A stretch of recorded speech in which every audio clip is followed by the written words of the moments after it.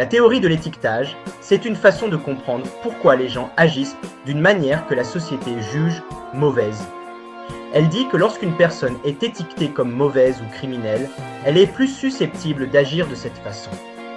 Imaginez un enfant qui se fait prendre en train de voler des bonbons. Si tout le monde l'appelle un voleur, il pourrait commencer à le croire et à voler davantage. Cette théorie ne dit pas que les actions de l'enfant étaient acceptables.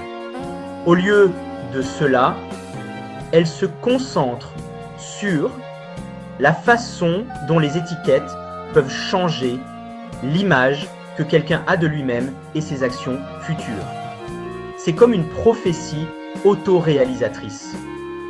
Lorsque nous qualifions quelqu'un, nous influençons la façon dont les autres le voient et la façon dont il se voit lui-même. Cette théorie nous aide à comprendre que la déviance ne consiste pas seulement à enfreindre les règles. Il s'agit aussi de la façon dont la société réagit à ses actions. Ce qui est considéré comme déviant peut changer avec le temps et d'une culture à l'autre. Par exemple, fumer des cigarettes était autrefois considéré comme à la mode, mais aujourd'hui, c'est souvent considéré comme malsain et déviant. La déviance, c'est tout simplement un comportement qui va à l'encontre des normes d'une société particulière.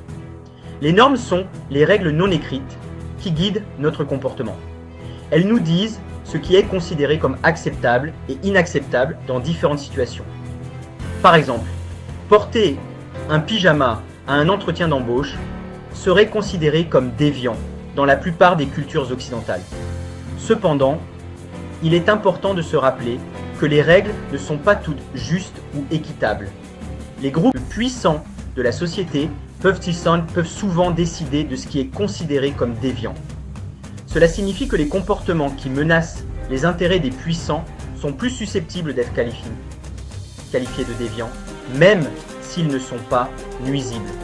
Par exemple, dans de nombreuses sociétés, les personnes riches et puissantes sont moins susceptibles d'être punies sévèrement pour les mêmes crimes que ceux commis par des personnes moins riches et puissantes. Cela montre comment la théorie de l'étiquetage peut perpétuer les inégalités sociales. Être étiqueté comme déviant peut avoir un impact profond sur la vie d'une personne. Cela peut conduire à la stigmatisation sociale, à la discrimination et à l'exclusion. Par exemple, une personne étiquetée comme criminelle peut avoir du mal à trouver un emploi ou un logement. Les étiquettes peuvent également affecter l'estime de soi et la santé mentale d'une personne. Lorsque l'on dit constamment à quelqu'un qu'il est mauvais ou qu'il a tort, il peut être difficile de conserver une image positive de soi. Cela peut entraîner des sentiments de honte, de culpabilité et d'inutilité. De plus, les étiquettes peuvent limiter les possibilités et les choix d'une personne. Elles peuvent se voir refuser l'accès à l'éducation, à l'emploi ou au soutien social. Cela peut créer un cercle vicieux où les personnes étiquetées sont poussées davantage aux marges de la société, ce qui rend encore plus difficile pour elles d'échapper à l'étiquette.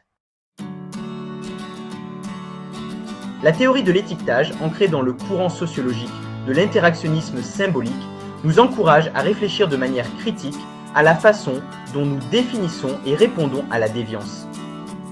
Elle nous rappelle que les étiquettes ne sont pas neutres.